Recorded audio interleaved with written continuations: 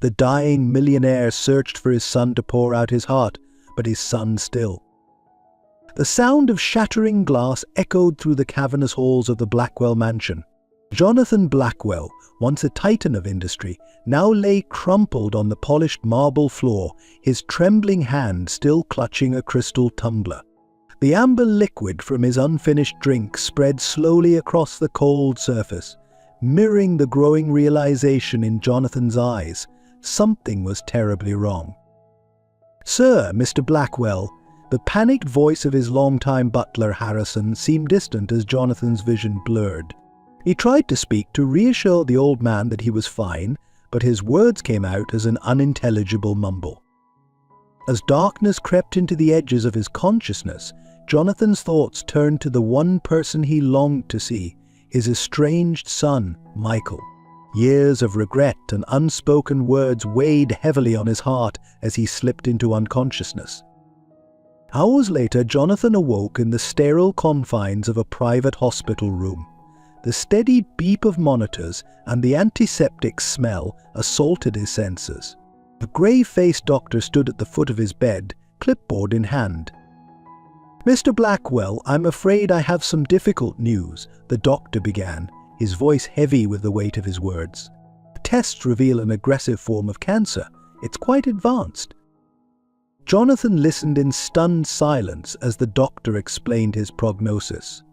Words like terminal and limited time pierced through the fog of his disbelief. 6 months, maybe a year if he was lucky. The irony wasn't lost on him. A man who had built an empire, who could buy anything he desired, now faced with the one thing his wealth couldn't change. As the doctor continued to speak, outlining treatment options and palliative care, Jonathan's mind wandered. He thought of his vast fortune, his numerous achievements, and the accolades that had defined his life. Yet in this moment they all seemed hollow, meaningless. There was only one thing that mattered now, one regret that overshadowed all others, the rift between him and his son. Michael, who had walked out of his life years ago, whose whereabouts remained a mystery. The son he had failed, the relationship he had neglected in pursuit of his ambitions. In that sterile hospital room, surrounded by the trappings of his wealth and the grim reality of his mortality, Jonathan Blackwell made a decision. He would use whatever time he had left to find Michael, to make amends, to bridge the chasm that had grown between them. As he lay there, a plan began to form in his mind. He would spare no expense, leave no stone unturned. Whatever it took, he would find his son and make things right. The clock was ticking, and Jonathan Blackwell was about to embark on the most important journey of his life, a race against time to reclaim the love he had lost. Jonathan Blackwell's life had been a testament to the American dream. Born to working-class parents in a small Midwest town, he had clawed his way to the top through sheer determination and an uncanny ability to spot opportunities where others saw only obstacles. His journey from a scrappy young entrepreneur to the billionaire CEO of Blackwell Industries was the stuff of legend in business circles. At 68, Jonathan cut an imposing figure. His silver hair, always impeccably styled, and piercing blue eyes gave him an air of authority that few could match. He had built his empire on technological innovations, transforming Blackwell Industries from a small startup into a global conglomerate that shaped the very fabric of modern society. "You know, there was a time when I thought success was measured by the number of zeros in your bank account," Jonathan mused to his assistant one day, his voice tinged with regret. "If only I had realized sooner that true wealth lies in the connections we nurture." Jonathan's rise to prominence had come at a cost, one he was only now beginning to fully comprehend. His single-minded focus on work had left little room for personal relationships. His marriage had crumbled under the weight of his ambitions, ending in a bitter divorce that had dominated tabloid headlines for months. But it was his relationship with his son, Michael, that haunted Jonathan the most. Michael, now 35, had once looked up to his father with adoration. Jonathan could still remember the pride in his son's eyes when he'd bring him to the office, showing him the empire he was building. "Dad, one day I want to be just like you," a young Michael had exclaimed, his eyes wide with wonder as he spun in Jonathan's leather office chair. Those memories now felt like relics from another life. As Michael grew older, the admiration in his eyes had been replaced by resentment and disappointment. The long hours, missed birthdays, and broken promises had taken their toll. The final straw came on the night of Michael's high school graduation. Jonathan had promised to be there, swearing on everything he held dear that nothing would keep him away. But as the ceremony began, Michael's eyes scanned the crowd in vain. His father's seat remained empty. What Michael didn't know was that Jonathan had been caught in a crisis at work. A major deal was falling apart, threatening to undo years of hard work. In that moment, faced with the choice between his son's milestone and saving his company, Jonathan had chosen the latter. It was a decision that would haunt him for years to come. When he finally made it home that night, he found Michael waiting for him, graduation gown still on, eyes red from a mixture of tears and anger. "I'm done, Dad," Michael had said, his voice eerily calm. "I'm done waiting for you to realize that there's more to life than your damn company. I'm done being an afterthought in your grand plans."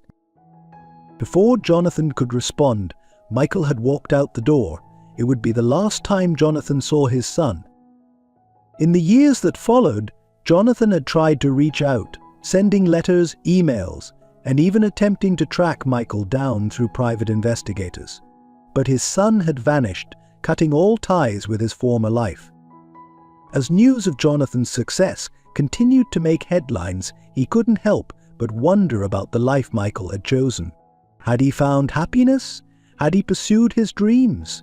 The questions gnawed at Jonathan, a constant reminder of his greatest failure. And if you're out there watching this, Jonathan once said during a rare television interview, his voice choking with emotion, "I want you to know that I'm sorry, Michael. I was wrong, and I'd give everything I've built to have a chance to make things right." The irony wasn't lost on Jonathan that he, a man known for his strategic brilliance, had failed so spectacularly in the most important aspect of his life. He had conquered markets, outmaneuvered competitors, and amassed a fortune beyond his wildest dreams. Yet he couldn't bridge the gap with his own son. As the years passed, Jonathan threw himself even deeper into his work, as if building an ever larger empire could fill the void left by Michael's absence. The Blackwell Industries expanded into new territories, its influence reaching into every corner of the globe. Jonathan's name became synonymous with innovation and success. But behind closed doors, in the quiet moments when the phone stopped ringing and the emails ceased, Jonathan was haunted by the ghosts of his past. The vast emptiness of his mansion echoed with the absence of family and love.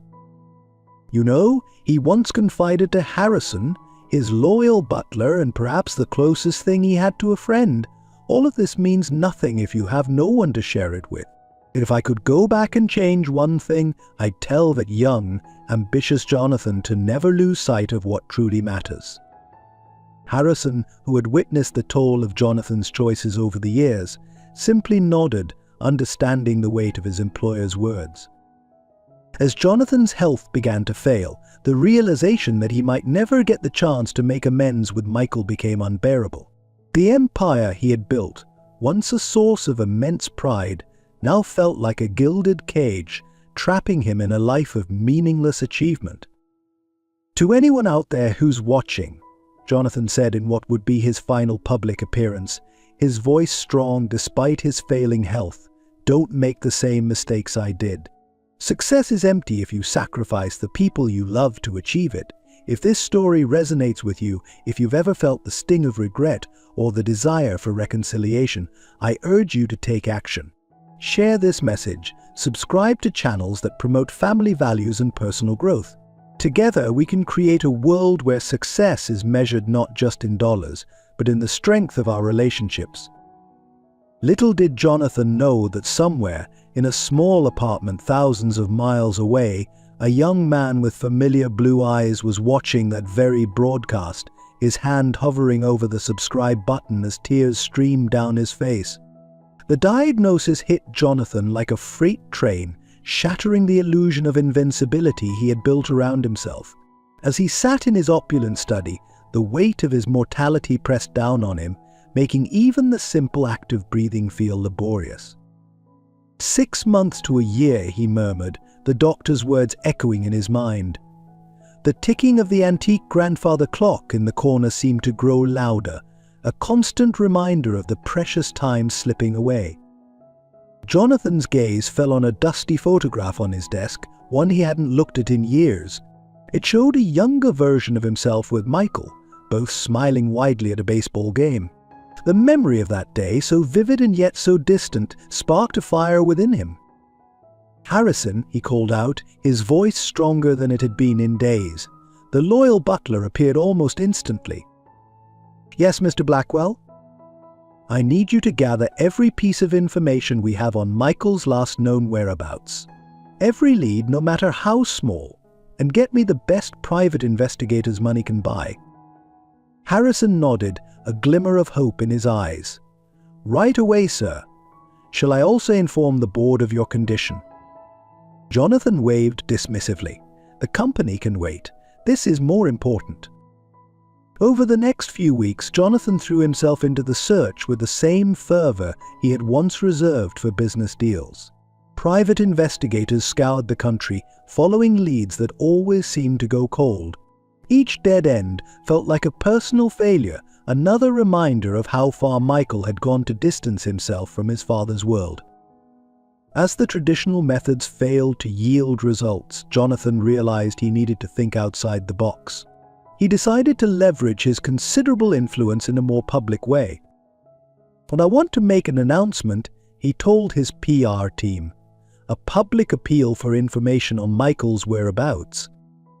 His team looked at him in shock. Jonathan Blackwell, the man who guarded his privacy fiercely, was willing to lay bare his personal struggles for the world to see. The press conference was unlike anything the business world had seen. Jonathan stood before a sea of cameras, his usual commanding presence softened by vulnerability. "I come before you not as the CEO of Blackwell Industries, but as a father," he began, his voice wavering slightly. "I've made many mistakes in my life, but none greater than losing touch with my son, Michael. I'm asking for your help to find him, to give me a chance to make amends before it's too late."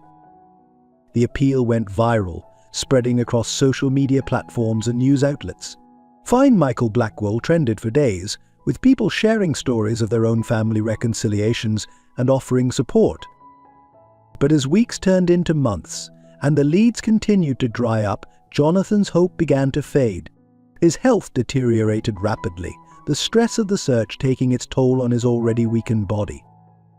It was during one particularly dark night, as Jonathan sat alone in his study, that he made a decision that would change everything. "Harrison," he called out, his voice barely above a whisper. "Yes, Mr. Blackwell?"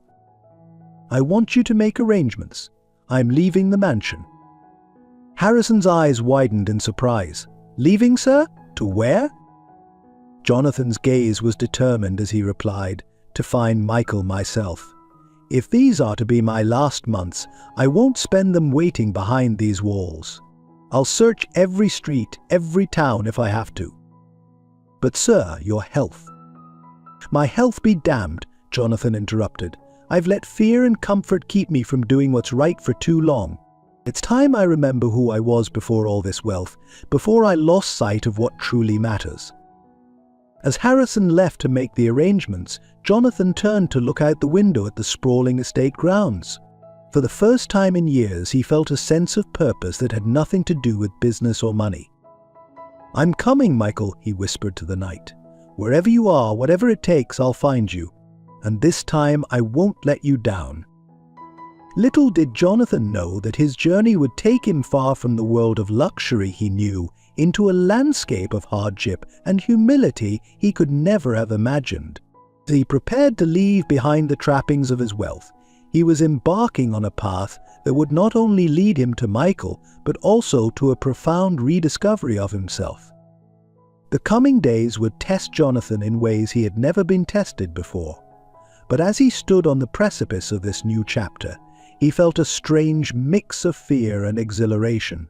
For the first time in decades, Jonathan Blackwell was stepping into the unknown, driven by the most powerful force he had ever known, the love of a father for his son. The dawn broke over the Blackwell estate, casting long shadows across the manicured lawns. Jonathan stood at the gates, a small suitcase in hand, looking back at the mansion that had been his home for decades. The enormity of what he was about to do weighed heavily on him, but the thought of Michael steeled his resolve. "Are you certain about this, sir?" Harrison asked, concern etched on his weathered face. Jonathan nodded, his jaw set with determination. "More certain than I've been about anything in years, Harrison. It's time I remember who I was before all this." With a deep breath, Jonathan stepped out onto the street, the gates closing behind him with a final clang. He had traded his tailored suits for simple jeans and a worn leather jacket, items he hadn't worn in years. His platinum credit cards and designer watch were left behind, replaced by a modest amount of cash and a cheap prepaid phone.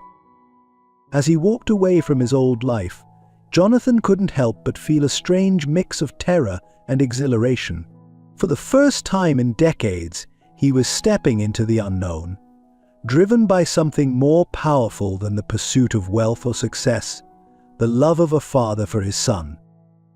His first stop was the bus station, a place he had never set foot in before. The hustle and bustle of everyday people going about their lives was both foreign and fascinating to him.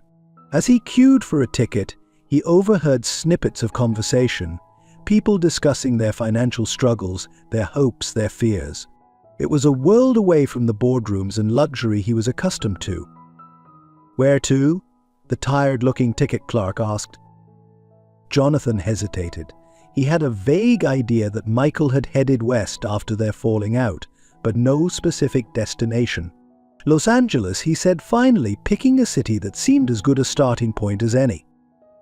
The long bus journey was an eye-opening experience for Jonathan. He found himself seated next to a young woman juggling a fussy baby and a toddler.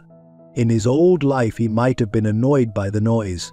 Now he found himself offering to hold the baby, giving the exhausted mother a much-needed break. "Thank you," she said, gratitude shining in her tired eyes. "It's not easy doing this alone." As they talked, Jonathan learned about her life, a single mother working 2 jobs to make ends meet, dreaming of a better future for her children. Her resilience and hope in the face of adversity touched something deep within him.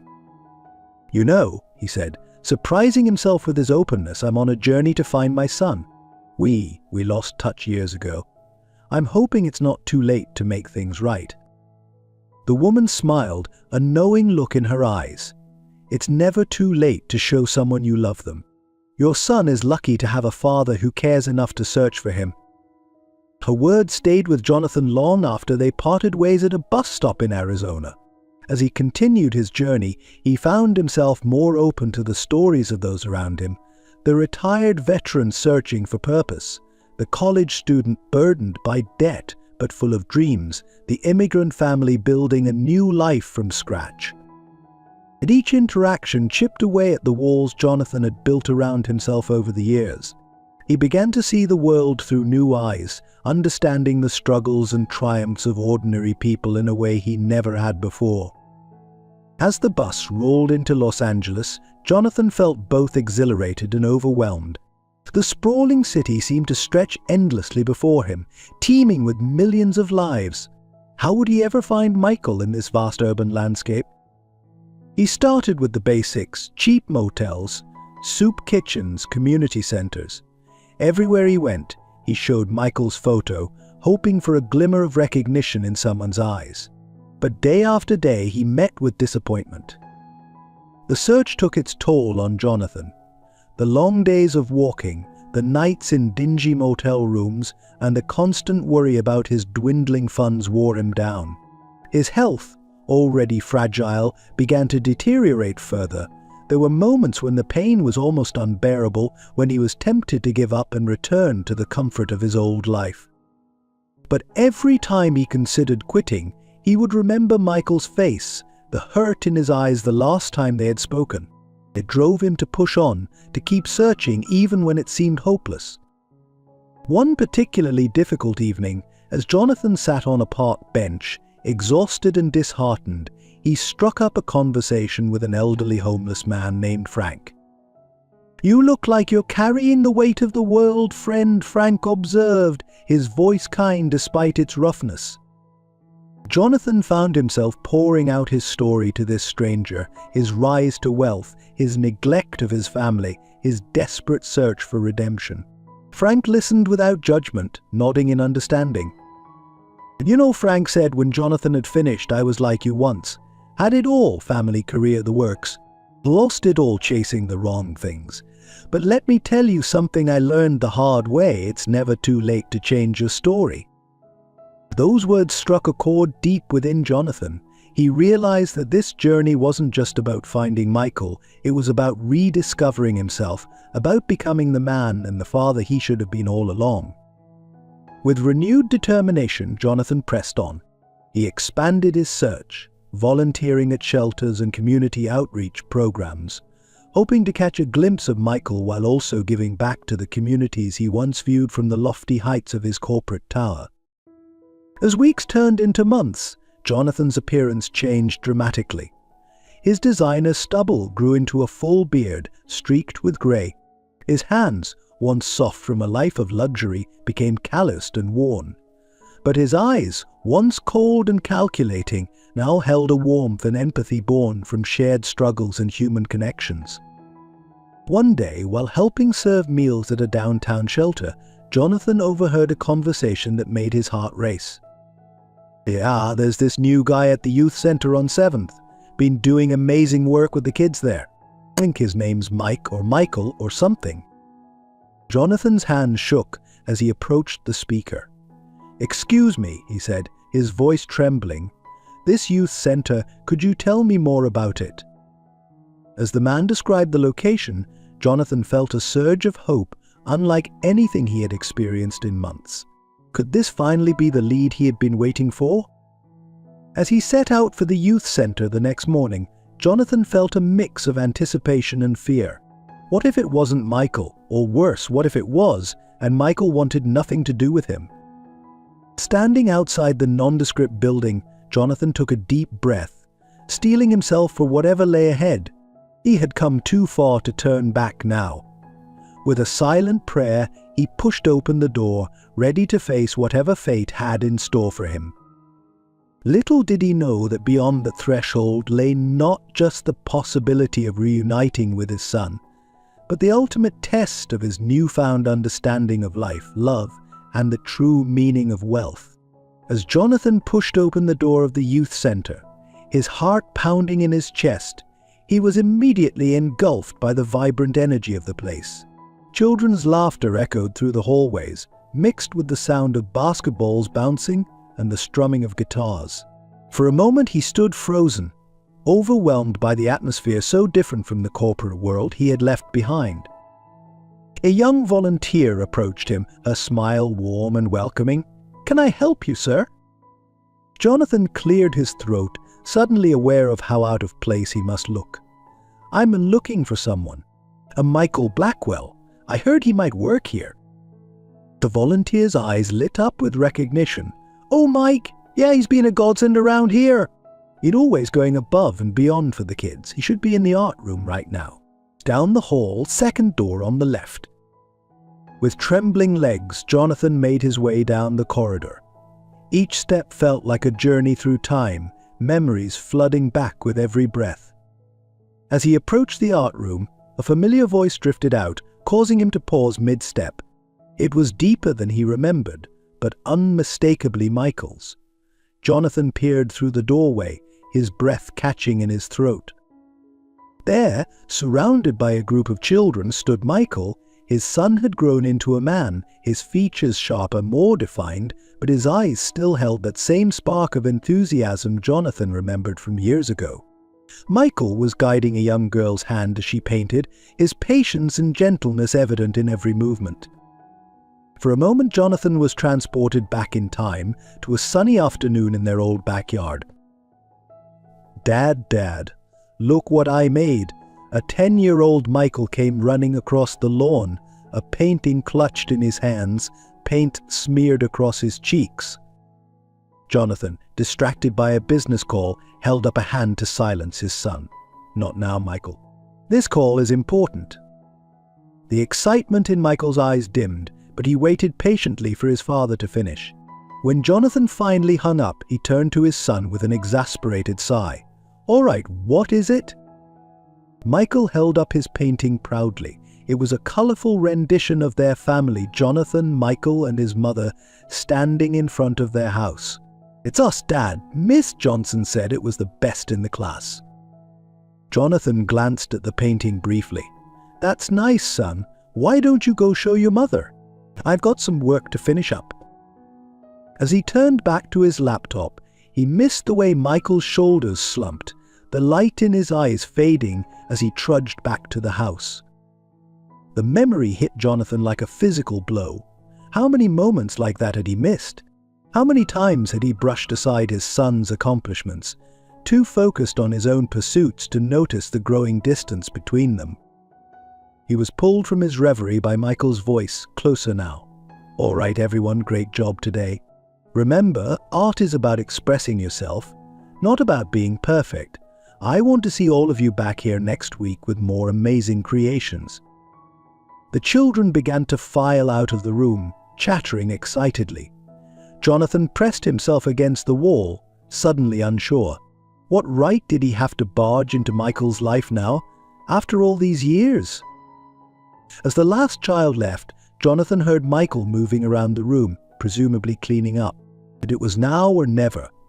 Taking a deep breath, he stepped into the doorway. Michael's back was to him, arranging paintbrushes in a jar. Jonathan's voice came out as barely more than a whisper. "Michael?" He saw his son stiffen, the paintbrush in his hand clattering to the floor. Slowly, Michael turned, his eyes widening in disbelief as they landed on Jonathan. For a long moment, neither spoke. The air between them was thick with unspoken words, years of hurt and regret hanging in the balance. Finally, Michael broke the silence, his voice a mix of shock and wariness. "Dad? What are you doing here?" Jonathan took a tentative step forward, his hands shaking at his sides. "I've been looking for you, son. For months now. I needed to see you, to talk to you." Michael's expression hardened, a wall coming down behind his eyes. "Talk. After all these years you want to talk now?" The bitterness in Michael's voice was like a knife to Jonathan's heart, but he pressed on. "I know I have no right to ask for your time, Michael. But please, just give me a chance to explain, to apologize." Michael looked at him for a long moment, conflict clear on his face. Finally he sighed, running a hand through his hair, a gesture so familiar it made Jonathan's chest ache. "Fine, but not here. There's a cafe down the street. We can talk there." As they walked to the cafe in tense silence, Jonathan's mind raced. He had imagined this moment so many times over the past months, rehearsed what he would say. But now, faced with the reality of his son's presence, all his carefully prepared words seemed inadequate. They sat at a small table in the corner of the cafe, 2 steaming mugs of coffee between them. Michael stared at him expectantly, his posture guarded. Jonathan took a deep breath, deciding that honesty was the only path forward. "I've made so many mistakes, Michael. More than I can count. But losing you, letting you walk out of my life, that's the one I regret the most." Michael's jaw tightened, but he remained silent, allowing Jonathan to continue. "I thought I was building an empire for us, creating a legacy that would secure your future. But in doing so, I lost sight of what truly mattered.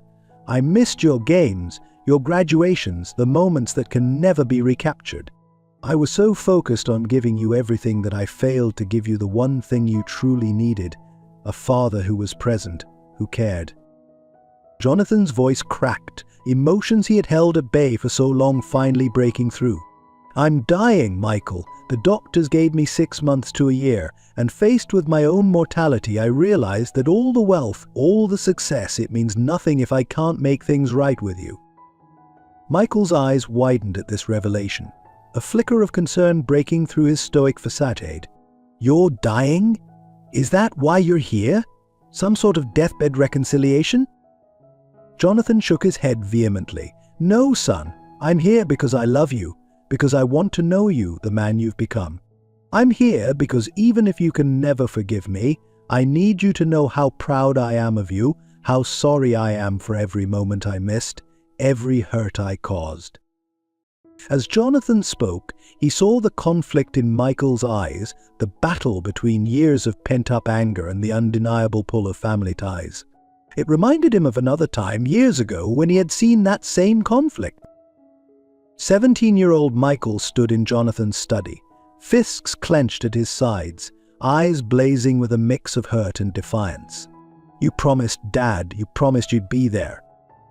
Jonathan barely looked up from his computer screen, his voice distracted. "Something came up, Michael. It was unavoidable. You know how important this merger is. More important than my graduation." Michael's voice cracked, betraying the depth of his pain. "It was supposed to be different this time. You swore you'd make it." Finally, Jonathan looked at his son, irritation creeping into his tone. "Don't be dramatic, Michael. It's just a high school graduation. There will be other milestones." Michael stared at him in disbelief. "Just a high school graduation? Do you even hear yourself? This was important to me, Dad, but I guess I should be used to disappointment by now, right?" As Michael turned to leave, Jonathan felt a flicker of regret. He stood, reaching out. "Michael, wait." But Michael was already gone, the door slamming behind him with a finality that echoed through the house. Back in the present, Jonathan blinked away the memory, focusing on the man his son had become. "I know I have no right to ask for your forgiveness, Michael, but I'm asking for a chance to know you, to be a part of your life in whatever way you'll allow." Michael was quiet for a long moment, his fingers tracing the rim of his coffee mug. When he finally spoke, his voice was low, controlled. "Do you have any idea what it was like, Dad? Growing up with a father who was always too busy, too important to be bothered with his son's trivial life?" Jonathan's heart clenched, but he knew he needed to hear this, to truly understand the depth of the hurt he had caused. Michael continued, his words gaining momentum. "I used to make excuses for you, you know. Tell my friends that my dad was out there, changing the world. That's why he couldn't make it to my games or my school plays. But as I got older, I realized the truth. You just didn't care enough to try." "That's not true, Michael," Jonathan interjected, his voice pained. "I cared. I've always cared. I lost sight of what was truly important. I thought providing for you, securing your future, was the most important thing I could do as a father. I was wrong, so terribly wrong." Michael's eyes met his, a lifetime of hurt reflected in their depths. "Do you know why I'm here, Dad? Why I work at that youth center?" Jonathan shook his head, listening intently. "Because I know what it's like to feel invisible, to feel like you don't matter. These kids, many of them have parents who are physically absent. Mine was there, but unreachable, hidden behind boardroom doors and business trips. I swore I'd never let another child feel the way I did growing up." The weight of Michael's words hit Jonathan like a physical blow. He had always prided himself on being a provider, on giving Michael every material advantage. But in doing so, he had failed to give him the one thing he truly needed, a father's love and attention. "I'm so sorry, Michael," Jonathan whispered, tears threatening to spill over. "I know those words aren't enough, that they can't erase years of neglect. But I want you to know that not a day has gone by that I haven't regretted the choices I made, the distance I allowed to grow between us." Michael's expression softened slightly, the first crack in his armor. "Why now, Dad? Why after all these years?" Jonathan took a deep breath, deciding to lay all his cards on the table. "When I received my diagnosis, it was like a wake-up call. Suddenly, all the things I thought were important, the company, the wealth, the recognition, they all seemed so meaningless. The only thing that mattered was you, the relationship I had squandered." He leaned forward, his eyes earnest. "I left it all behind, Michael. The company, the mansion, all of it. So I've been searching for you for months, living on the streets in shelters. I needed to find you, to tell you how sorry I am, how much I love you. Even if you can never forgive me, I needed you to know that." Michael's eyes widened in surprise. "You left everything, but the company, it was your life's work." Jonathan shook his head, a sad smile on his face. "No, Michael, you were my life's work. I just failed to realize it until it was almost too late." As they sat there, the weight of years of misunderstanding and hurt between them, Jonathan realized how much he had changed over the course of his journey. The man who had set out from that mansion months ago, driven by desperation and regret, was not the same man sitting here now. His journey across the country, following Michael's trail, had opened his eyes to a world he had never truly seen before. He had slept in homeless shelters, shared meals with strangers who had nothing yet gave everything. He had witnessed acts of kindness that put his own self-centered life to shame. In a rundown shelter in Chicago, he had met Maria, a single mother working 3 jobs to put her daughter through college. Her determination and sacrifice had humbled him, making him question every priority he had ever held. In a small town in Nebraska, he had worked alongside Jack, a veteran who had lost everything to addiction but was rebuilding his life one day at a time. Jack's resilience in the face of adversity had taught Jonathan the true meaning of strength. And in countless cities and towns along the way, he had seen the impact of his own company's ruthless business practices. Through the communities devastated by factory closures, the families struggling to make ends meet in the wake of corporate downsizing. It was a harsh reality check, one that had forced him to confront the true cost of his success. Each experience, each person he met, had chipped away at the armor of indifference and self-importance he had built around himself over the years. He had learned to listen, truly listen, to the stories of those around him. He had discovered a capacity for empathy he never knew he possessed. Most importantly, he had learned the value of human connection, of being present in the moment. The very things he had denied Michael throughout his childhood. As he looked at his son now, he saw not just the hurt and anger of the past, but the possibility of a future where he could be the father he should have been all along. "I know I can't change the past, Michael," Jonathan said softly. "But if you'll let me, I'd like to be a part of your future, in whatever way you're comfortable with. I want to know you, to understand the man you've become, and maybe in the time I have left I can show you the father I should have been all along." Michael was quiet for a long moment, processing everything he had heard. When he finally spoke, his voice was cautious but not unkind. "I can't promise anything, Dad. There's a lot of hurt, a lot of years to overcome. But I'm willing to try, to take it one day at a time." Jonathan felt a surge of hope, more powerful than anything he had experienced in years. "That's all I ask for, son. A chance. Thank you." As they sat there, the first tentative steps towards reconciliation taken, Jonathan realized that his journey was far from over. But for the first time in longer than he could remember, he felt like he was on the right path.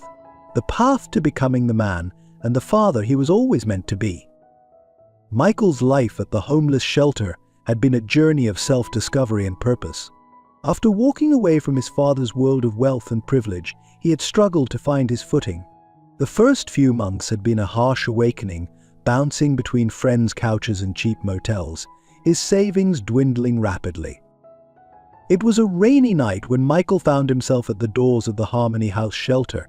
Soaked to the bone and at his lowest point, he was greeted by Sarah, a kind-faced volunteer who offered him not just a warm meal and a dry bed, but also a chance to rebuild his life. "Everyone here has a story," Sarah had told him that first night. "What matters is what you choose to do with yours." Those words had struck a chord deep within Michael.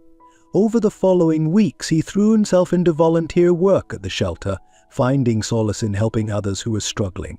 It was during a late-night conversation with Tom, a grizzled veteran who had become something of a mentor to Michael, that he had his epiphany. "You've got a gift, kid," Tom had said, watching Michael counsel a young runaway. "Way you connect with these folks, especially the young ones. You ought to do something with that." That conversation had set Michael on his path. He enrolled in night classes, studying social work while continuing to volunteer at the shelter. It wasn't easy. There were nights when the weight of his estrangement from his father, the life he had left behind, threatened to overwhelm him. But each morning he would wake up with renewed determination, driven by the knowledge that he was making a real difference in people's lives.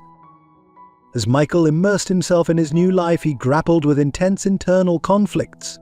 And there were moments when he missed the comfort and security of his old life, when the struggle of making ends meet seemed overwhelming.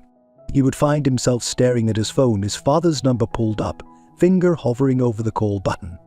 But then the memories would flood back, the missed birthdays, the broken promises, the constant feeling of being an afterthought as Grace grandfather's grand plans, and he would put the phone away, his resolve strengthened. Or yet, as the years passed and Michael grew into his role as a youth counselor, he found himself thinking of his father more often. He would catch glimpses of Jonathan on TV or in newspapers, the mogul's face a little more lined each time, and feel a pang of something. Not quite regret, but a sense of unfinished business, of words left unsaid. There were nights when Michael would lie awake, replaying their last conversation in his mind. Had he been too harsh, too quick to walk away? But then he would remember the look of indifference on his father's face when he had missed yet another important event, and the hurt would resurface raw and fresh. It was Sarah who finally confronted him about it one day. "You know, Michael," she said gently, "forgiveness isn't about excusing what was done to you. It's about freeing yourself from the burden of anger." Her words had haunted Michael for weeks, forcing him to confront the complex tangle of emotions he harbored towards his father.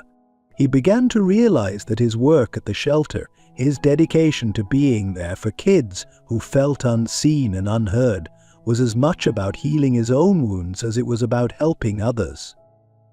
As Michael wrestled with these internal conflicts, Jonathan's search for his son was a roller coaster of hope and despair.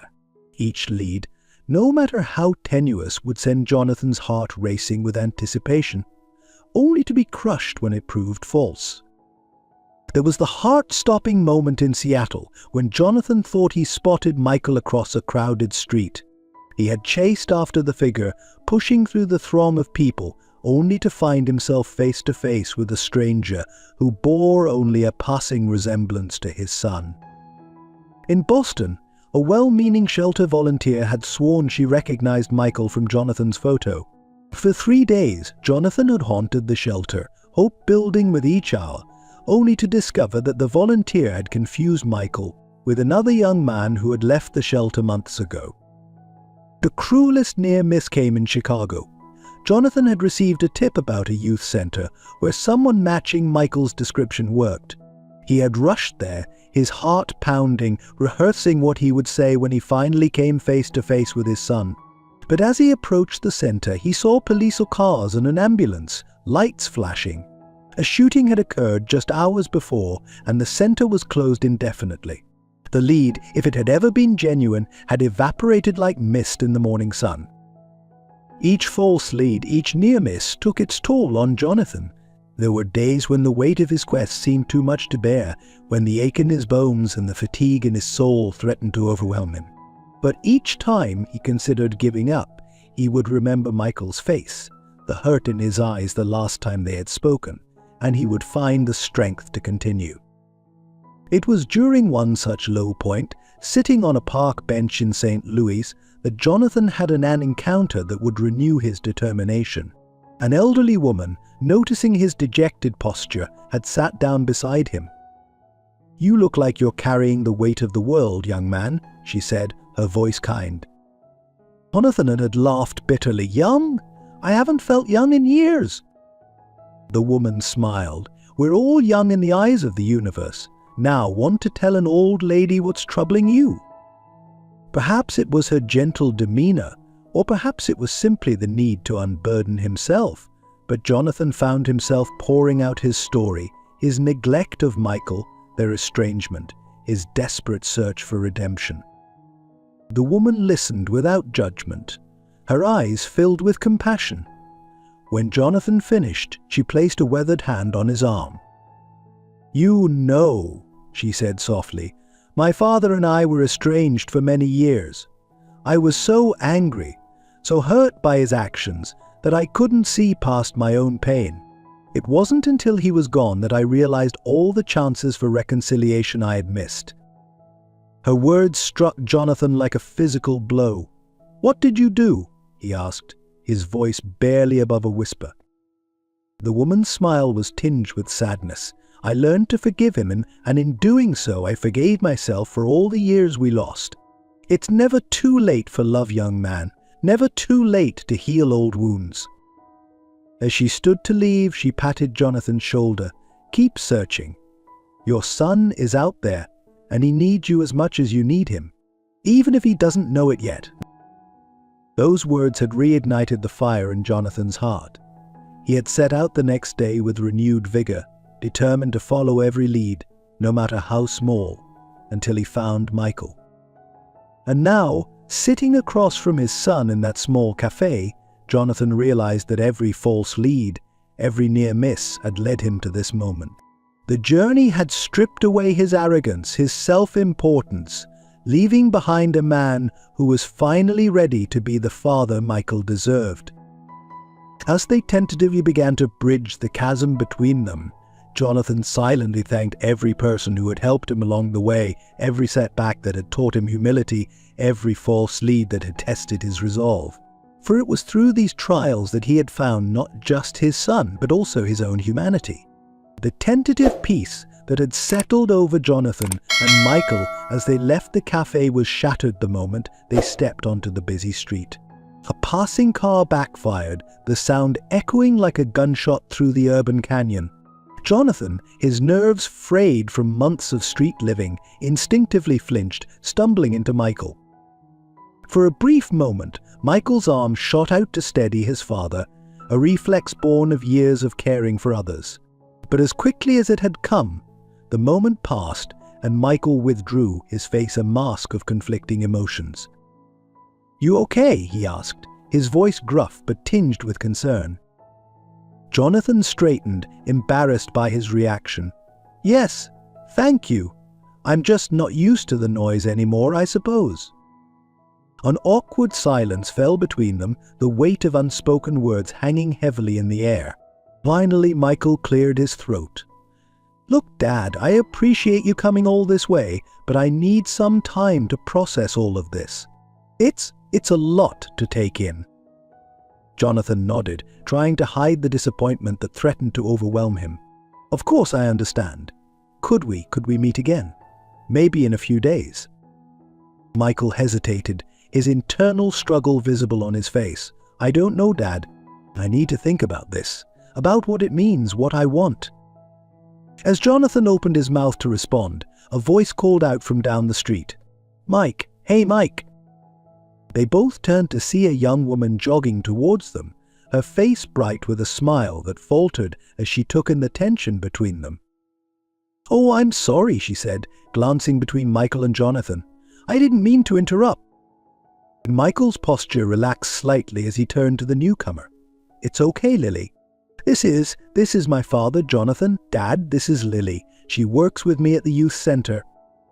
Lily's eyes widened in recognition, darting between Michael and Jonathan. "Your father?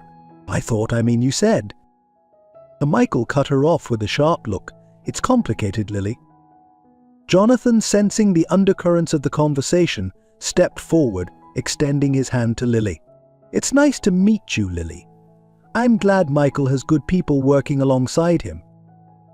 Lily shook his hand, her grip firm despite her obvious confusion. "It's nice to meet you too, Mr. Blackwell. He's incredible with the kids. We're lucky to have him." Pride swelled in Jonathan's chest at her words, tempered by the bitter knowledge that he had played no part in shaping the man his son had become. Michael, clearly uncomfortable with the direction of the conversation, turned to Lily. Was there something you needed? Lily blinked, as if remembering why she had called out in the first place. Oh, right. There's an emergency at the center. Tommy's back and he's pretty worked up. We could really use your help. The change in Michael was immediate. His posture straightened, his eyes sharpening with focus. Is he violent? Lily shook her head. Not yet, but he's agitated. You know how he gets. You're the only one he really listens to. Michael nodded, already moving towards the youth center. He paused, glancing back at Jonathan. I have to go. This is important. Jonathan stepped forward, his heart racing. Let me come with you. Maybe I can help. Michael's eyes narrowed, a flash of the old anger resurfacing. Help? Dad, you don't know anything about these kids, about what they're going through. This isn't some corporate crisis you can throw money at to fix. The word stung, but Jonathan pressed on. I know I don't understand, Michael, but I want to learn. Please, let me see the work you do. Let me understand this part of your life. For a long moment, Michael stared at him, the internal debate clear on his face. Finally, he sighed. Fine, but you stay back and let me handle this. These kids are fragile, and they don't need some stranger butting in. Understood? Jonathan nodded, relief flooding through him. It wasn't much, but it was a start. As they hurried towards the youth center, Jonathan's mind raced. He had imagined many scenarios for reconnecting with Michael, but this was beyond anything he had envisioned. He was about to step into his son's world, a world so far removed from the life of privilege he had once provided. The youth center was a hive of nervous energy when they arrived, a cluster of teenagers huddled in one corner, whispering urgently amongst themselves. 2 adult volunteers stood outside a closed door, their faces etched with concern. Michael strode in, his presence immediately commanding attention. Where is he? He asked, his voice calm but authoritative. One of the volunteers gestured to the closed door. In the art room. He's got himself barricaded in there. Keeps yelling that he won't go back, that we can't make him. Michael nodded, his expression grim. Okay, I'm going in. Dad, stay here with Lily. And remember what I said. Let me handle this. As Michael approached the door, Jonathan felt a surge of fear. Michael, wait. Is it safe? Should we call the police? Michael turned, his eyes hard. The police are the last thing Tommy needs right now. Trust me, Dad. This is what I do. With that, Michael knocked gently on the door. Tommy, it's Mike. Can we talk, buddy? There was a moment of silence, then a young voice cracking with emotion called out, Go away. I ain't going back, you can't make me. Michael leaned against the door, his voice soft but firm. Nobody's making you do anything, Tommy. I just want to talk. Remember our deal. You and me, we always talk things out, right? Another pause, longer this time. Then, the sound of furniture scraping across the floor. The door opened a crack, revealing a tear-stained face of a boy no more than 15. You promise? Tommy asked, his voice small and vulnerable. You promise you won't let them take me back? Michael's face softened, his voice gentle. I promise, Tommy. Now, can I come in? Just you and me, okay? Tommy nodded, opening the door wider to let Michael in. As the door closed behind them, Jonathan let out a breath he hadn't realized he'd been holding. Lily came to stand beside him, her eyes fixed on the closed door. Mike's amazing with them, she said softly. Especially the tough cases like Tommy. It's like he has a sixth sense for what they need. Jonathan nodded, his chest tight with a mixture of pride and regret. He always was perceptive, even as a child. I never appreciated it then. Lily glanced at him, curiosity evident in her eyes. Can I ask you something, Mr. Blackwell? Why now? Mike's been here for years doing this work. Why are you showing up in his life now? The question, direct and unvarnished, caught Jonathan off guard. He considered deflecting, giving some sanitized version of the truth. But something in Lily's open, honest face made him reconsider. "I'm dying," he said simply, "cancer, and facing my own mortality made me realize how badly I'd failed as a father. I've spent the last few months searching for Michael, trying to make amends before it's too late." Lily's eyes widened, a mix of sympathy and skepticism crossing her face. "Does Mike know? About the cancer, I mean." Jonathan nodded. "I told him earlier today. It's a lot for him to process, I know." Lily was quiet for a moment, her gaze thoughtful.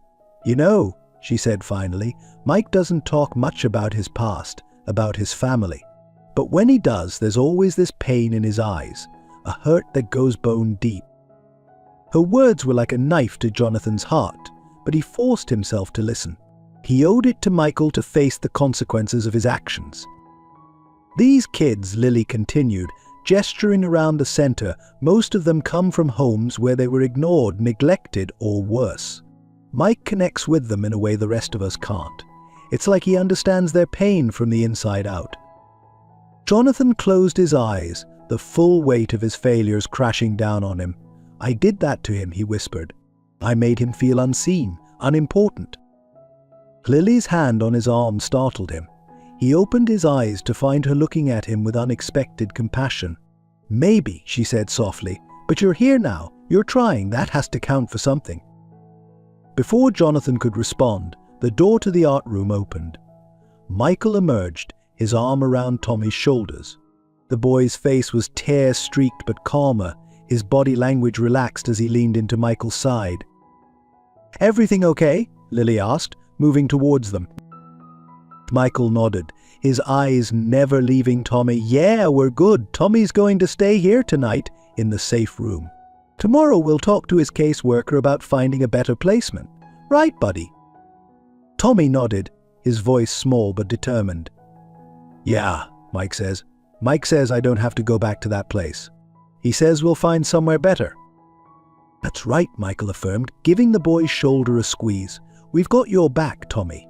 Always." As Lily led Tommy away, Michael turned to Jonathan, exhaustion evident in every line of his body. "That's what we do here, Dad. We show these kids that they matter, that someone cares. Something I wish." He trailed off, but the unspoken words hung heavily between them. "Something I wish you had done for me." Jonathan stepped forward, his heart aching. "Michael, what you did there, it was incredible. The way you connected with that boy, the trust he has in you. I'm so proud of you, son." Michael's eyes met his, a storm of emotions swirling in their depths. For a moment, Jonathan thought he saw a flicker of the little boy who used to look at him with adoration. But then Michael's expression hardened, the walls slamming back into place. "You don't get to be proud, Dad. You weren't there. You didn't shape this part of me. I became this person in spite of you, not because of you." The words hit Jonathan like a physical blow, but he forced himself to stand tall. "You're right," he said, his voice rough with emotion. "I wasn't there. I failed you in every way a father can fail his child. But Michael, I'm here now. I want to understand, to learn. Please give me that chance." Michael stared at him for a long moment, the internal struggle clear on his face. Finally he sighed, running a hand through his hair. "I don't know if I can, Dad. I don't know if I have it in me to open that door again. The hurt, it goes too deep." Jonathan felt his heart breaking, but he refused to give up. Not now, not when he was so close. "I understand, Michael. I do. But please, just let me stay for a while. Let me see the work you do here. No pressure, no expectations. Just a chance to know the man you've become." The silence that followed seemed to stretch for an eternity. Jonathan held his breath, fear and hope warring in his chest. Finally, Michael spoke, his voice barely above a whisper. "For 1 week," he said. "You can stay for 1 week. Volunteer at the center, see what we do here. After that, we'll talk again." Relief flooded through Jonathan, so intense it made him dizzy. "Thank you, Michael. Thank you. I promise I won't let you down. Not again." Michael's eyes met his, a mix of wariness and something else, something that might have been hope, in their depths. "Don't make promises, Dad. Just be here. That's all I'm asking." As Michael turned to walk away, Jonathan called out, unable to stop himself. I love you, son. I know I haven't shown it, haven't said it nearly enough, but I do. I love you." So Michael paused, his back to Jonathan. For a moment he stood perfectly still, and Jonathan feared he had pushed too far, too fast. But then Michael's shoulders slumped slightly, and he spoke without turning around. "I know, Dad. I love you too. I just don't know if that's enough anymore." With that he walked away, leaving Jonathan standing alone in the center. The words hung in the air, a bittersweet mixture of hope and heartache. It wasn't forgiveness, wasn't reconciliation, but it was a start, a fragile, tentative beginning. As Jonathan watched his son disappear down the hallway, he made a silent vow. He would spend every moment of this week, every second of whatever time he had left, proving to Michael that love could be enough, that it wasn't too late to heal the wounds of the past and build something new. The road ahead would be difficult, fraught with painful conversations and old hurts resurfacing. But for the first time in years, Jonathan felt a glimmer of hope. He had found his son had been granted a chance to make amends, and he was determined not to waste it. With a deep breath, Jonathan squared his shoulders and walked further into the youth center. He had a week to learn, to understand, to prove himself worthy of his son's forgiveness, and he was going to make every moment count. The week flew by in a whirlwind of activity, each day bringing new challenges and revelations for Jonathan. He threw himself into the work at the youth center with the same intensity he had once reserved for business deals, determined to understand Michael's world. As Jonathan mopped the floors one evening, long after the kids had gone, he found himself reflecting on the stark contrast between his current surroundings and the luxurious offices he once inhabited. "You know," he mused aloud, his voice echoing in the empty hallway, "I used to think success was measured in profit margins and stock prices. But here, success is measured in smiles, in small victories, in lives changed. It's a different kind of wealth, isn't it?" His words seemed to hang in the air, a quiet invitation for those listening to reassess their own definitions of success. The days were long and the work was hard, but Jonathan found himself energized in a way he hadn't felt in years. He helped serve meals, tutored kids struggling with homework, and even learned to navigate the complex world of social services paperwork. One afternoon, as he struggled to help a young girl with her math homework, Jonathan felt a presence behind him. He turned to find Michael watching, an unreadable expression on his face. "You're doing it wrong," Michael said, his voice neutral. "Here, let me show you." As Michael patiently explained the concept to the girl, Jonathan watched in awe. The gentleness in his son's voice, the way he broke down complex ideas into simple terms, was a side of Michael he had never seen before. When the girl left, beaming with newfound understanding, Jonathan turned to Michael. "You're amazing with them," he said softly. I wish I had taken the time to see this side of you when you were growing up." Michael's eyes met his, a flicker of something, pain, longing, passing through them. "Yeah, well, better late than never, I guess." The words were hardly forgiveness, but they weren't rejection either. It was a small crack in the wall between them, and Jonathan was determined to widen it. As the week progressed, Jonathan's health began to deteriorate. The long hours and physical work took their toll, and he found himself struggling to keep up. He tried to hide it, not wanting to burden Michael or the others, but his son's perceptive eyes missed nothing. One evening, as Jonathan sat slumped in a chair, trying to catch his breath after a particularly busy day, Michael approached him, concern etched on his face. "You're pushing yourself too hard," Michael said, his voice gruff but tinged with worry. "You need to rest." Jonathan shook his head, forcing himself to sit up straighter. "I'm fine, Michael. There's still so much to do, so much to learn." And Michael's expression softened slightly. "Dad, you don't have to prove anything. We all see how hard you're working." Those words, so simple yet so profound, brought tears to Jonathan's eyes. "I have everything to prove, Michael. To you, to these kids, to myself. I spent so many years focused on the wrong things. I can't waste a single moment now." As he spoke, Jonathan's gaze drifted to the viewers, as if sharing this moment of vulnerability with them. "Life is short," he said softly, "and we don't always get second chances. If you're watching this, and there's someone you need to make amends with, don't wait. Every moment is precious."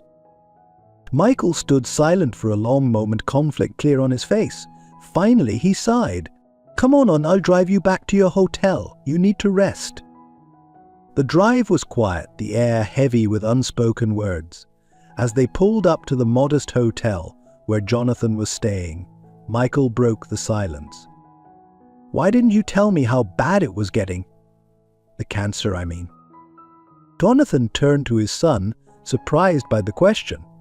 I didn't want to burden you. You've already been through so much because of me." Michael's hands tightened on the steering wheel. "Damn it, Dad. You can't just show up after all these years, drop a bomb like that, and then act like it's nothing. I have a right to know." The pain in Michael's voice was palpable, and Jonathan felt his heart constrict. "You're right, I'm sorry, I guess I'm still learning how to be a father even now." Michael's eyes met his, a storm of emotions swirling in their depths. "Yeah, well, I'm still learning how to be a son. Especially to a father I thought I'd lost years ago." The honesty in those words, the raw vulnerability, hit Jonathan hard. He reached out, hesitating for a moment before placing his hand on Michael's arm. "We'll learn together then if you'll let us." For a breathless moment, Jonathan thought Michael might pull away, but then his son nodded, just once, a barely perceptible movement. It wasn't forgiveness, wasn't reconciliation, but it was a start. As Jonathan got out of the car, he turned back to the viewers, his voice low and intense. "You don't make the same mistakes I did. Don't let pride or fear keep you from the people you love. Reach out, make that call, have that difficult conversation. You never know how much time you have left." The next few days saw a subtle shift in Jonathan and Michael's interactions. The silences between them were less tense, the conversations a little easier. They were far from healed, but they were talking, really talking, for the first time in years. One evening, as they worked together to clean up after a particularly chaotic art session, Michael suddenly spoke up. "Do you remember that summer when I was 10, when we went camping in the Rockies?" Jonathan paused, a memory surfacing of sparkling lakes and starry skies. "Of course. You were so excited about roasting marshmallows you nearly set the whole campsite on fire." A ghost of a smile flickered across Michael's face. "Yeah, and you didn't even mad. You just laughed and showed me how to do it properly. It's one of the few times I remember you being present, just there in the moment with me." The wistfulness in Michael's voice was like a knife to Jonathan's heart. "I wish there had been more moments like that, Michael. I wish I had understood then what I know now, that those moments were the most important ones." Michael nodded, his eyes distant. "Me too, Dad, me too." As they lapsed back into silence, Jonathan turned to the camera, his voice soft but urgent. "To everyone watching, cherish those small moments. The camping trips, the bedtime stories, the simple act of being present. Those are the threads that weave the fabric of a relationship. Don't let them slip away." The week was drawing to a close, and Jonathan could feel the weight of unresolved issues pressing down on them. He knew they needed to talk, really talk, about the years of hurt and misunderstanding that lay between them. On the final evening, as they sat in Michael's small office after everyone else had gone home, Jonathan took a deep breath. "Michael, I know this week doesn't erase the past. I know I have years of mistakes to answer for. But I want you to know how proud I am of you, of the man you've become. And I'm so sorry for every moment I made you feel less than the incredible person you are." Michael was quiet for a long moment, his eyes fixed on the floor. When he finally looked up, there were tears glistening in his eyes. "You hurt me, Dad. For years I felt like I was never good enough, never important enough to warrant your attention. And now you're here and you're dying, and I don't know how to reconcile all these feelings inside me." Jonathan felt his own eyes fill with tears. "I know, son. and I would give anything to go back and change it all. But I can't. All I can do is be here now and hope that it's not too late for us to build something new." As father and son sat there, the weight of years of pain and regret hanging between them, Jonathan turned to the viewers one last time. His voice was choked with emotion, but his words were clear and heartfelt. "If you're watching this and you've been holding on to hurt or resentment, I urge you to let it go. Life is too short, too precious to waste on anger. Forgiveness isn't about forgetting the past, it's about choosing to build a better future. It's never too late to heal, to reconnect, to love. Don't wait until it's too late to make things right." As the sun set outside, casting long shadows across the office, Jonathan and Michael began the long, difficult, but ultimately healing conversation they had both been avoiding for years. It wasn't easy, and there were moments of pain and anger, but there were also moments of laughter, of shared memories, of rediscovered connection. And as they talked, really talked, for the first time in years, both father and son felt the first tentative threads of a new relationship beginning to form. It wasn't perfect, and there was still a long road ahead, but it was a start, a chance to build something new from the ashes of the past. In that small office, surrounded by the evidence of Michael's life's work, Jonathan finally understood the true meaning of legacy. It wasn't about wealth or corporate empires. It was about the lives we touch, the love we share, and the connections we forge. And he silently vowed to spend whatever time he had left nurturing the most important connection of all, the one with his son. As the sun rose on what was supposed to be Jonathan's last day at the youth center, an unexpected commotion erupted outside. Jonathan and Michael, who had been sharing a quiet moment over coffee, rushed to the entrance to find a crowd gathering. At the center of the throng stood a well-dressed woman in her late 50s, a perfectly coiffed hair and designer suit a stark contrast to the usual visitors of the center. Her eyes, sharp and calculating, scanned the crowd until they landed on Jonathan. A flicker of recognition passed between them. "Jonathan Blackwell," she said, her voice carrying across the suddenly hushed crowd. "I should have known I'd find you here." But Michael tensed beside his father. "Dad, who is this?" Before Jonathan could respond, the woman strode forward, extending her hand. "Victoria Hartley, CEO of Hartley Enterprises. Your father and I go way back, don't we, Jonathan?" Jonathan shook her hand warily. "Victoria, this is unexpected. What brings you here?" Victoria's smile didn't quite reach her eyes. "Oh, I think you know why I'm here, Jonathan. Your little sabbatical has caused quite a stir in the business world. The board is in an uproar, shareholders are panicking, and here you are, playing social worker." Her gaze swept dismissively over the youth center before landing on Michael. "And this must be the prodigal son. Michael, isn't it? Your father's been searching for you for months. It seems he's finally found his redemption project." Michael bristled at her tone, but Jonathan placed a calming hand on his arm. "Michael is my son, Victoria, not a project. And my reasons for being here are personal. The business can wait." Victoria's laugh was sharp and humorless.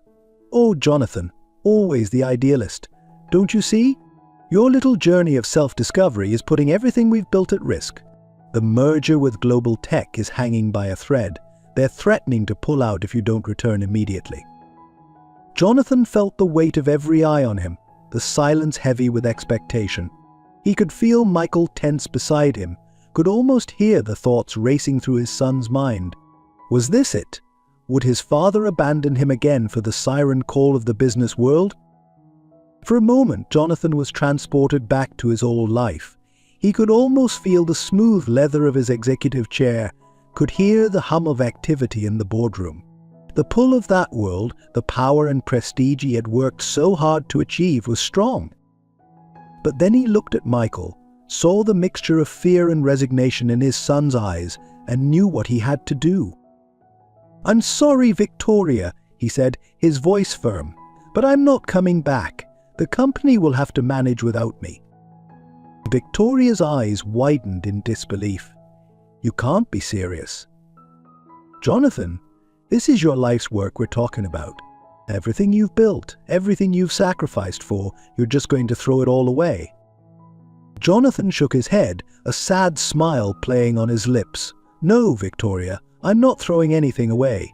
I'm finally understanding what truly matters. My son, these kids, this community, this is what's important. Not mergers or stock prices.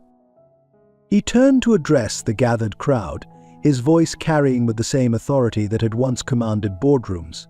I spent years believing that success was measured in dollars and cents.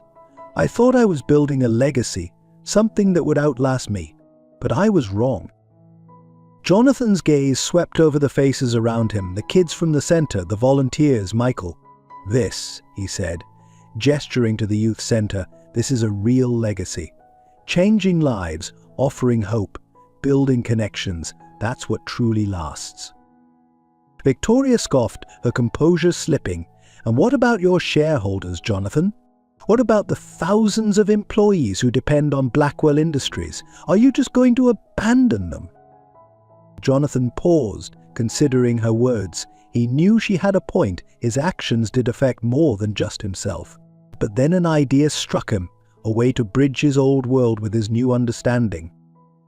You're right, Victoria. I do have a responsibility to the company and its employees, which is why I'm going to donate the majority of my shares to a trust.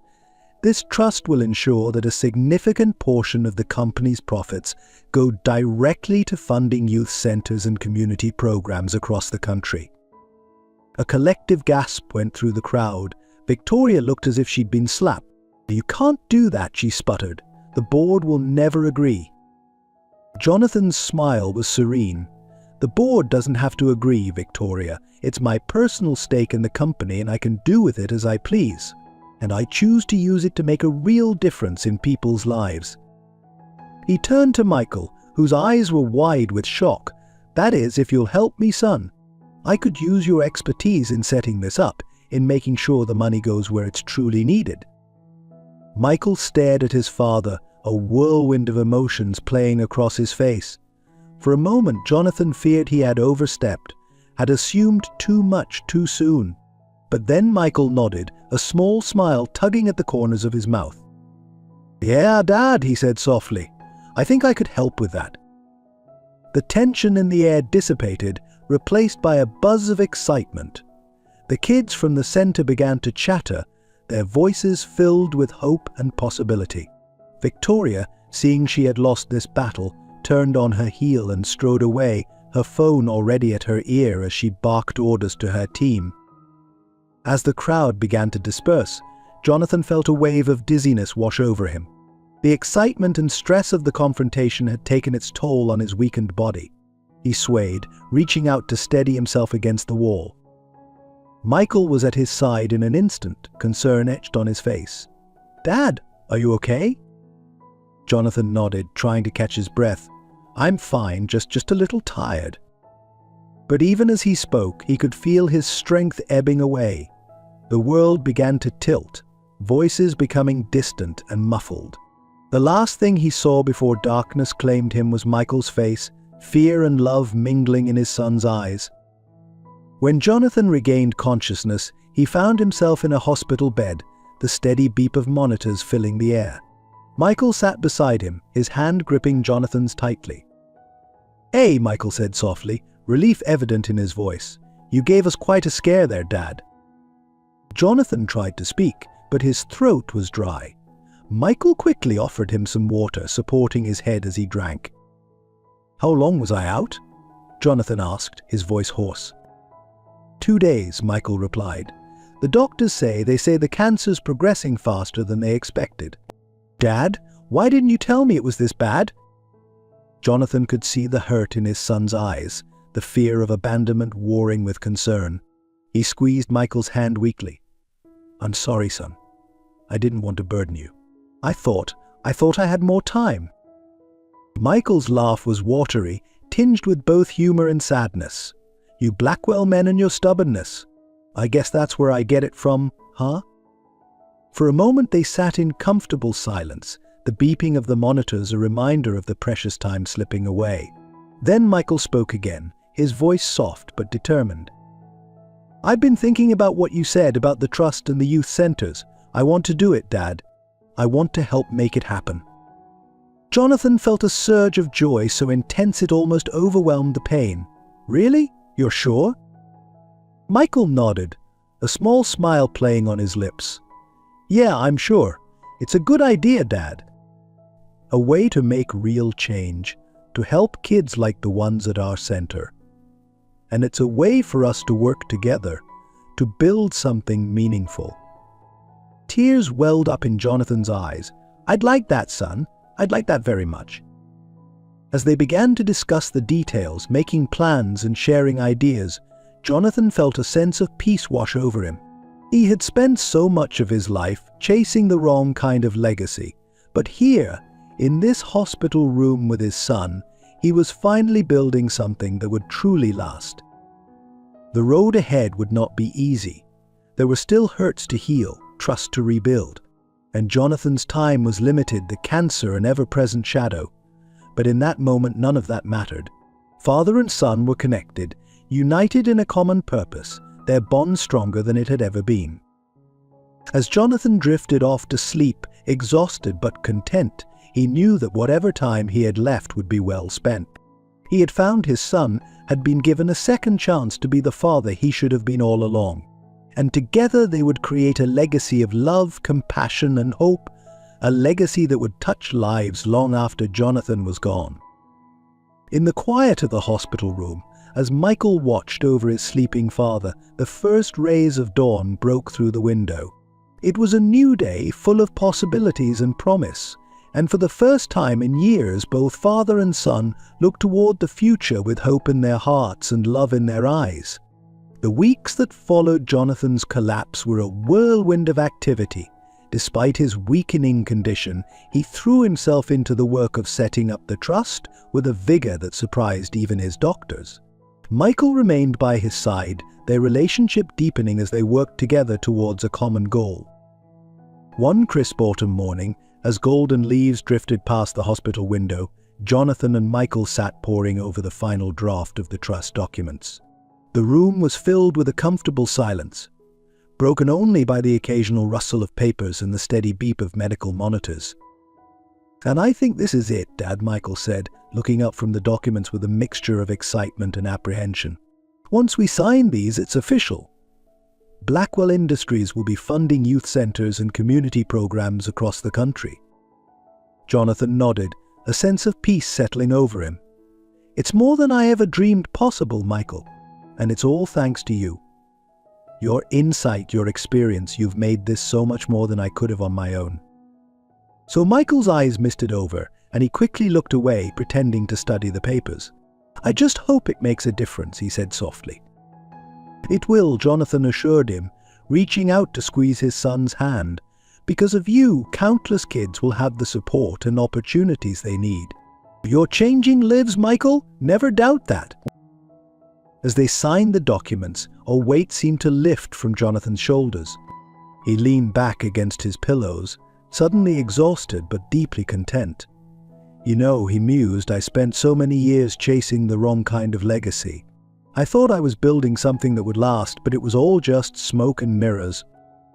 Michael looked at his father, concern etched on his face. "Dad!" Jonathan smiled, his eyes distant. "But this, what we've created together, this is real. This will outlast us both, touching lives for generations to come. I couldn't ask for a better legacy than that."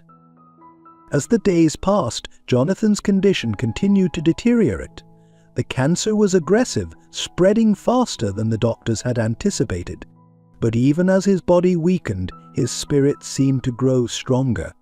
He spent hours talking with Michael, sharing stories from his past, listening with rapt attention as his son spoke about his work at the youth center.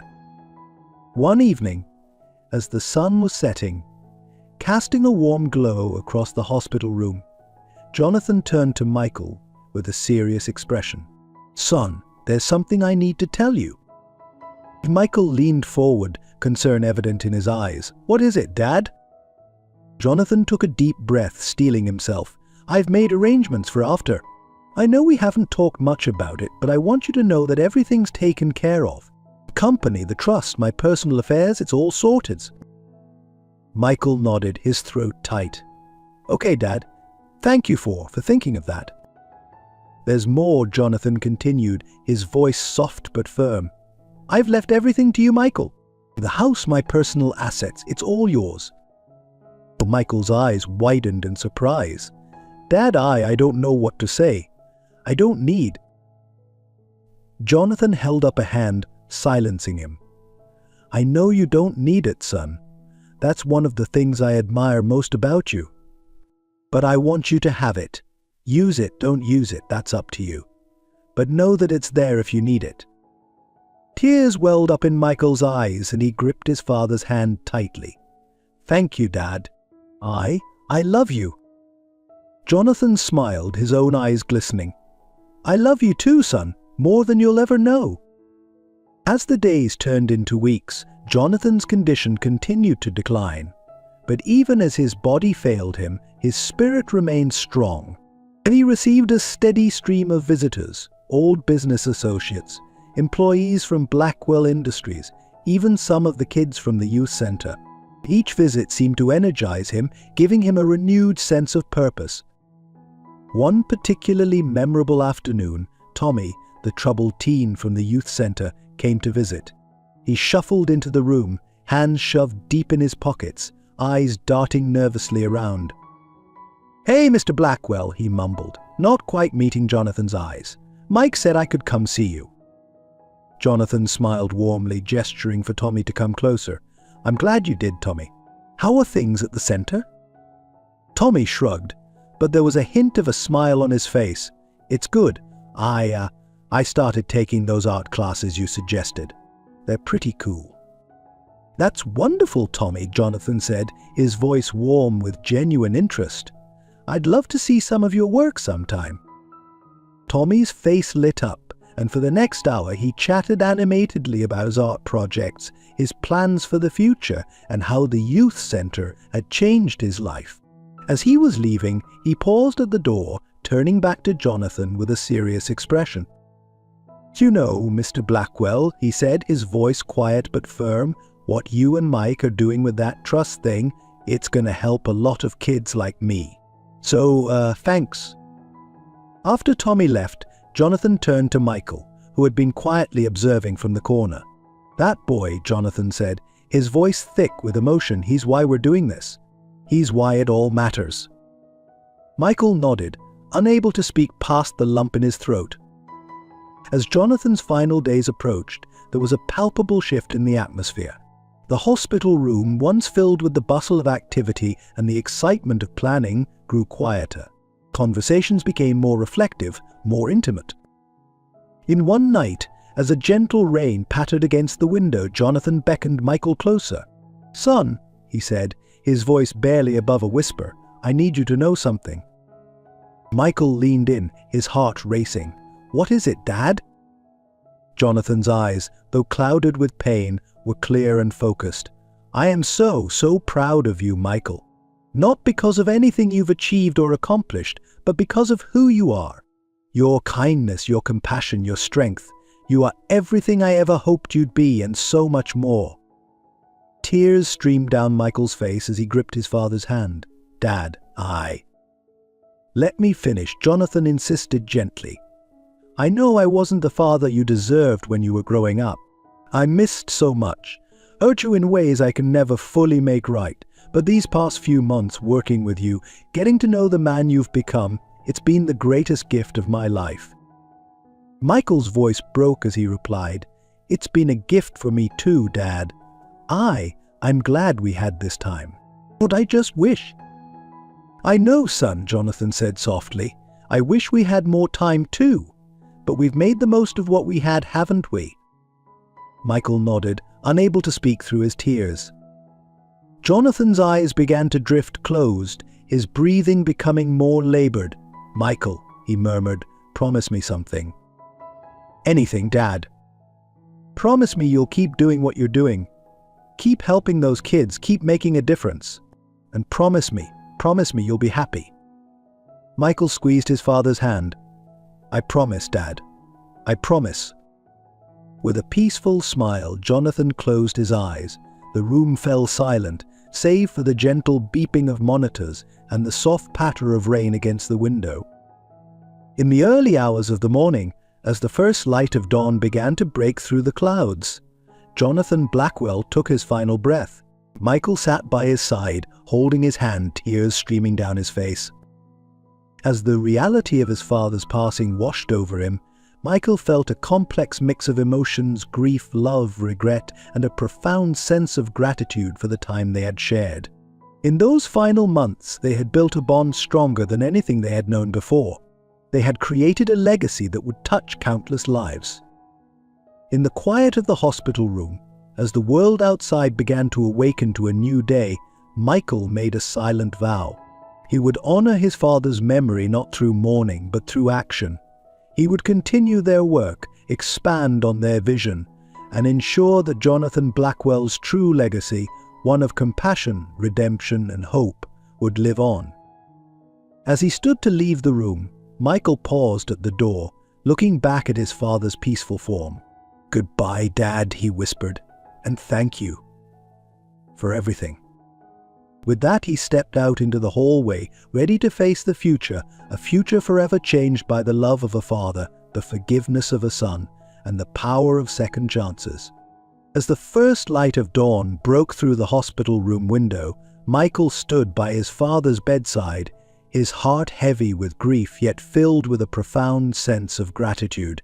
He remembered his father's words from just days ago. "Life is precious, Michael.